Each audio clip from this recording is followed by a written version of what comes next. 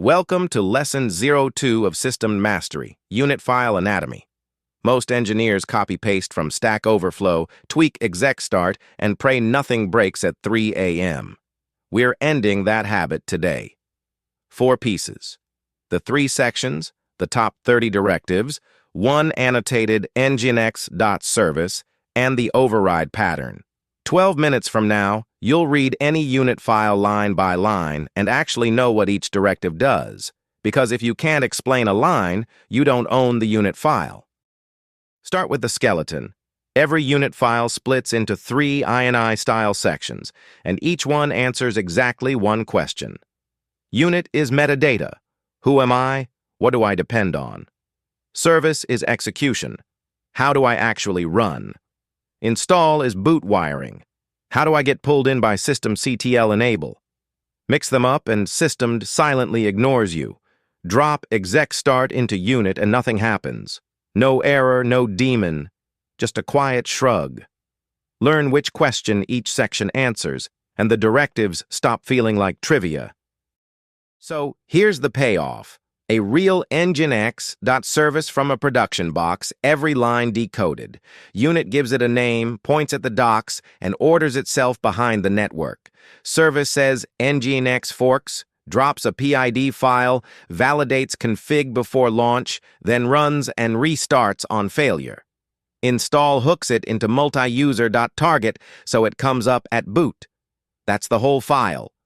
No mystery left, just deliberate choices you can now defend. Now, the vocabulary itself. These 15 directives cover roughly 80% of every service file you'll ever write. Type in ExecStart, define what runs and how. Restart and restart sec, keep it alive. User, group, and working directory, decide where and as whom. Environment and environment file, inject config. PID file, exec reload, exec stop, and the 2 timeouts handle the life cycle. Bookmark this slide and stop writing any directive you can't define out loud. Now the top and bottom of the file. Up in unit, description and documentation are your future self's lifeline. After, before, wants, requires, and conflicts wire ordering and dependencies. Note that wants is soft, requires cascades failure. Condition, path exists, silently skips. Assert path exists, fails loudly. Learn the difference. Down in install, WantedBy is what systemctl enable actually hooks into. 30 directives total. That's your working vocabulary. Own it. Now the habit that separates owners from copy-pasters. Every unit lives in 2 places. The vendor copy under lib_system and your override under etc. Touch the vendor file and the next package update erases you. Run systemctl edit nginx instead. It drops a tiny override, conf with only your changes. Reload, restart, then systemctl cat to see the merged result. Drop-ins survive upgrades.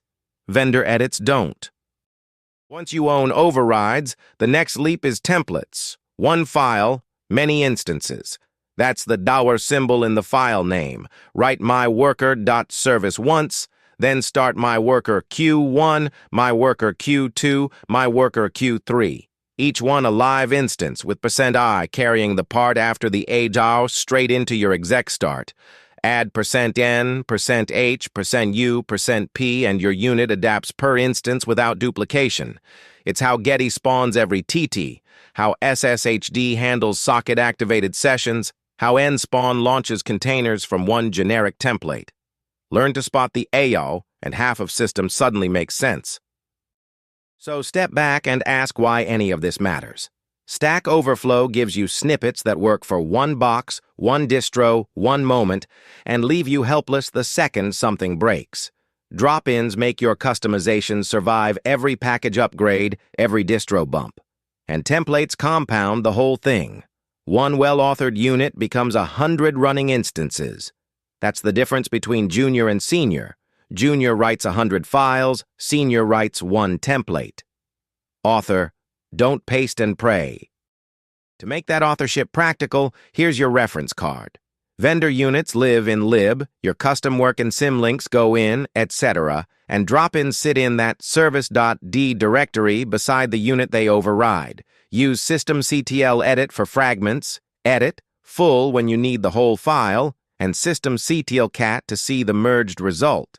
Validate with systemed analyze verify, and never forget daemon reload after every change. Pin this slide. In a week, it's muscle memory. Reading alone won't get you there. So, 3 drills in order. First, Cat5 services you actually run and account for every line. The directives you can't name are your gap. Second, pick something safe like ngnx, run systemctl edit, drop in a memory max, reload, restart, and verify it took. Third, author a hello world service end-to-end, unit, service, install, place it, enable it, reboot, and watch it come back. Read, override, author. That's how the vocabulary turns into ownership. Before you go drill, here are the 5 mistakes that will bite you. Wrong type, and your service exits the moment it starts. Match type to whether the binary forks, notifies, or just runs. Editing files in .lib gets your work wiped on the next package update. Always systemctl edit. Skip the install section and enable fails outright. Use a relative path in ExecStart and systemed won't find your binary. It doesn't read path. And after any edit, daemon reload before restart, or you're restarting the old config and lying to yourself. Memorize the fixes. You'll save hours. That's lesson 2 in the bag. 3 sections decoded, 30 directives mapped, the override pattern is yours, and templates are on the radar. The cargo cult era is officially over. You can now read a unit file line by line and defend every choice. Next up, lesson 3. Service types deep dive. Simple, forking, notify, one-shot, dbus.